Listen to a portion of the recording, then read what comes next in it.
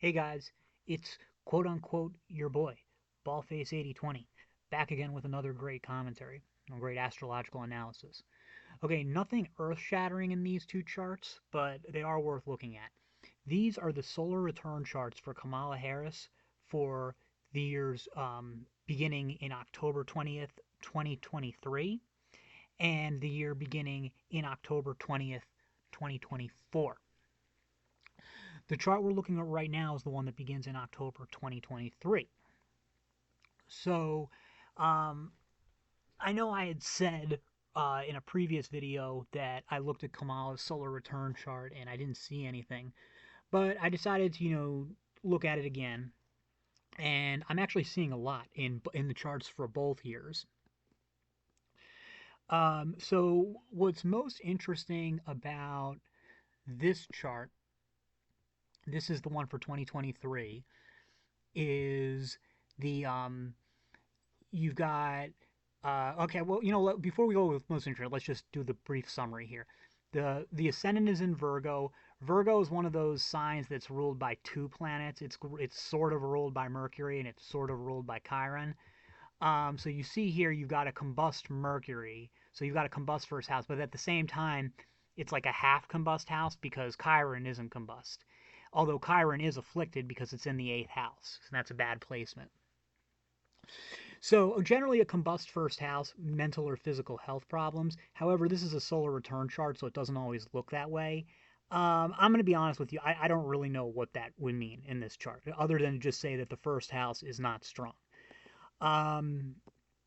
But anyway, what's most interesting about this chart, though, is this aspect here.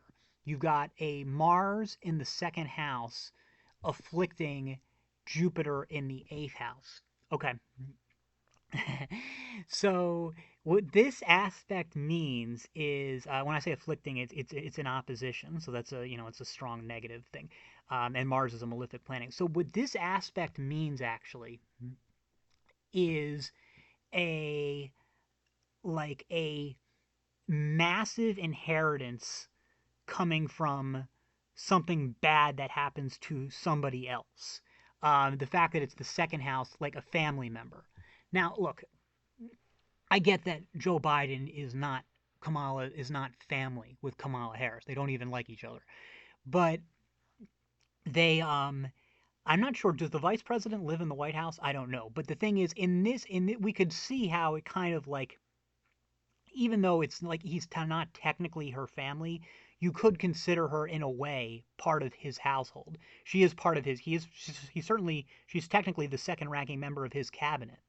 So and then the inheritance, maybe she's not going to inherit any money, but she could inherit the presidency. I mean, at least the nomination. My reading of this is that, and actually we'll talk about other things. This thing right here, Capella, the midheaven, that's an applying conjunction with the midheaven. So Capella on the midheaven would indicate power, authority, stuff like that, like the peak of authority. And, no bigger peak than the presidency, right? So you put all these things together. One way to read them, there's basically two ways you could read this. There's two straightforward ways you could read this.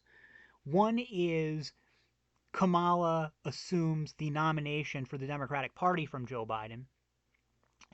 The other is that Kamala assumes the presidency from Joe Biden. I think that these aspects are so strong in this Capella that this indicates she's going to become president. Biden is not going to just step down from the nomination. He's going to resign the presidency altogether and allow Kamala to run as the incumbent. I wish I could tell you it was a sure thing, one way or the other, but that's not really how astrology works. I can just give you the aspects, tell you what they mean, and then what they mean for sure. You don't know until after the fact. That's just how it works. But you can still make accurate predictions. So anybody who's saying that Kamala is not going to be the nominee, I don't think there's any question from looking at this chart that Kamala is the nominee. I don't think there's any way to dispute it. So that is a firm prediction. I know that's not a very dramatic prediction at this stage of the game, but it's totally consistent with this chart. But however, this chart ends, this solar year ends on October 20th of this year. The election isn't until November. So what can we see about the election?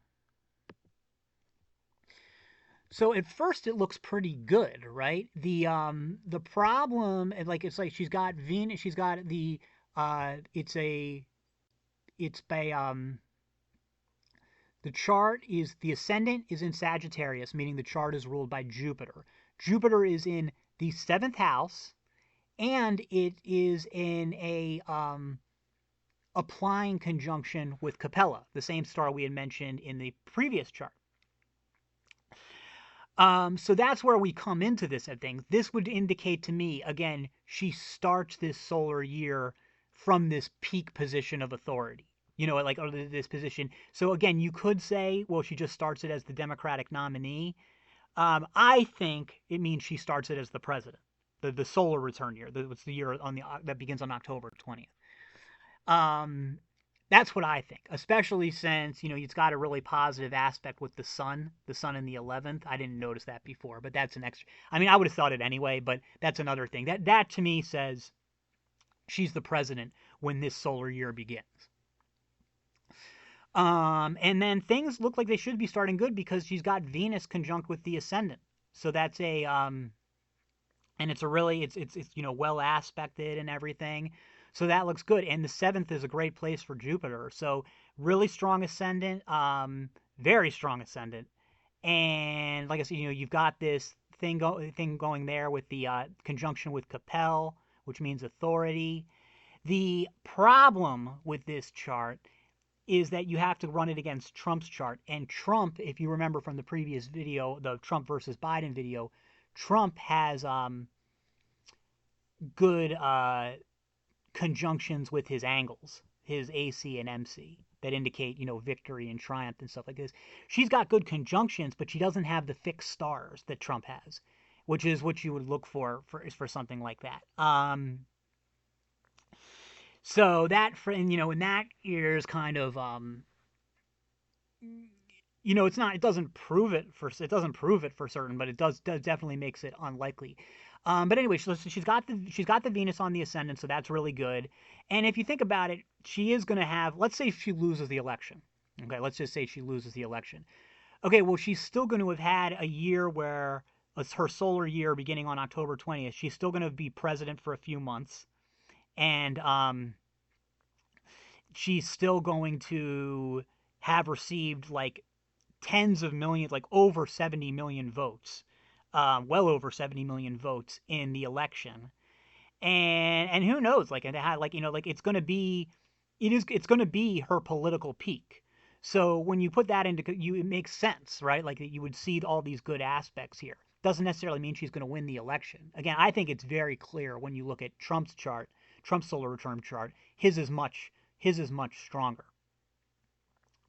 So you would, and you have to compare the two. The